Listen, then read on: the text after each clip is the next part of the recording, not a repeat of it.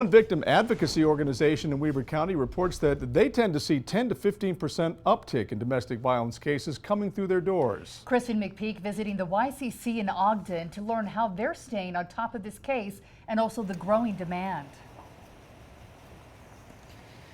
I've spoken with a few police departments and victim advocacy groups all across the valley, and they say that they do see an uptick in domestic violence cases during the holiday season, but they say that doesn't discourage anyone from reaching out to help.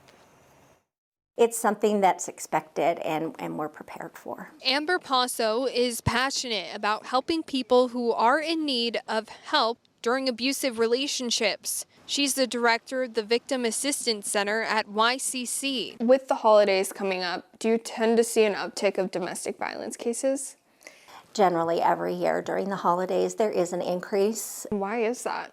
I think all of us can agree that the holidays, although wonderful, can also be very stressful. Financial stress and more time together is something Paaso says can contribute to abuse. What are you doing to stay on top of the uptick in cases? You know, we are staffed 24/7. We have our hotline. There's always somebody there to answer that call. Although ready, she says it's rare for extra resources to be called in. We've never been in a situation where we couldn't respond to the need. And if anyone needs help, her team is there to help victims take their first step. One of the first things we do with any survivor is to create a safety plan. And there are resources out there for anyone who needs help. I have links and phone numbers on our website, KUTV.com. I'll send it back to you in the studio. Kristen, thank you. Now we're taking a look at domestic violence numbers throughout the entire country. Yeah, Jamie McGriff on the live desk with more on what those numbers are telling us. Jamie? Mark and Heidi, according to the National Domestic Violence Hotline, an average of 24 people per minute are victims of domestic violence. Women in the U.S. are 11 times more likely to be killed with guns than women in other high-income countries. Female intimate partners are more likely to be killed with a firearm than all other means combined.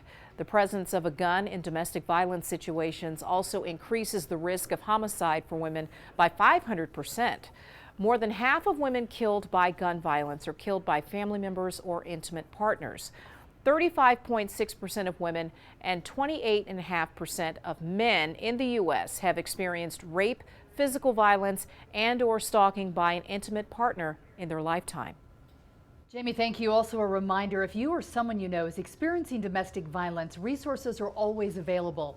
You can call the National Hotline and the Utah Domestic Violence Coalition. If the danger is immediate, of course, call 911.